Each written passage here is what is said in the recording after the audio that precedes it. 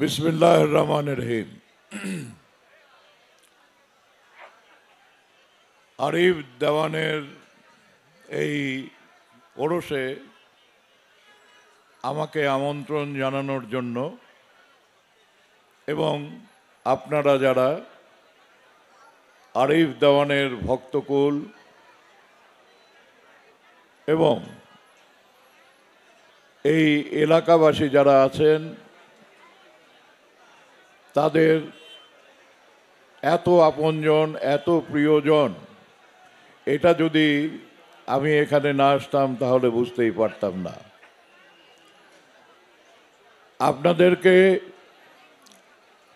সেই কারণে আমার সশ্রদ্ধ সালাম, অভিনন্দন, কৃতজ্ঞতা যে আপনারা আমাকে এখানে আমন্ত্রণ করেছেন। কিন্তু এখানে আমার আসার যে কারণটা ছিল সেই কারণ হচ্ছে আমি মূলত একজন শিল্পী এবং দীর্ঘদিনের অভিজ্ঞতা সম্পন্ন একজন শিল্পী। আমি অভিনয় শিল্পী। আমি গান গাইতে পারি না, কিন্তু গান শুনতে ভালোবাসি। আমি সেই গান শোনার আগ্রহ নিয়েই কিন্তু এখানে এসেছিলাম। কিন্তু যে আয়োজন দেখলাম সেই আয়োজনে আমি শুধু মুগ্ধ হইনি, বারবার এখানে আসার জন্য আমার আগ্রহ তৈরি হয়েছে।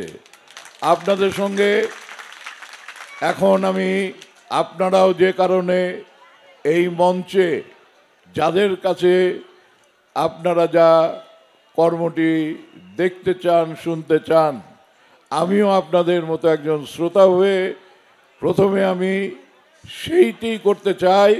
আমি মনে করি অনেক কথা হয়েছে আপাতত, এখন একটা কথার বিরতি দিয়ে আবার কথা হবে। আমি অনুরোধ করব আমার এই পাশে যারা এতক্ষণ সঙ্গীত পরিবেশন করছিলেন, আপনারা দয়া করে আমাকে একটা গান শোনান। আমি আগে সেই গানটা শুনি, গান শোনার পরে ইনশাআল্লাহ আবার কথা হবে। তার আগে আমাকে যে মালা দিয়ে আপনারা বরণ করেছিলেন, আমার এই তৃণমূলের শিল্পী ভাইদেরকে এইটা উপহার দিচ্ছি এবং এই উপহার আমার হৃদয়ের স্পন্দন থেকে একজন শিল্পী হিসাবে।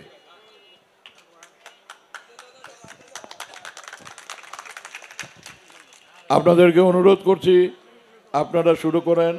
আরিফ দেওয়ান, আপনি আপনার টিমকে নির্দেশ দেন। আমার এই গান শোনার যে ইচ্ছাটা, সেই ইচ্ছা পূরণ করার জন্য আমি করে, আপনাদেরও তো এটাই ইচ্ছা। সুতরাং গান হবে, কথা হবে, আপনারা সারা রাত থাকবেন। আমি সারা রাত থাকতে না পারলেও এখন তো প্রযুক্তির সময়, আমি যেতে যেতে টেলিফোনে আরিফ দেওয়ানকে বলবো, কানেক্ট করব। হয়তোবা আপনাদের এই গান শুনতে শুনতে আমি ঢাকা পর্যন্ত যাব, আমার বাসায় যাব। এবার শুরু করুন।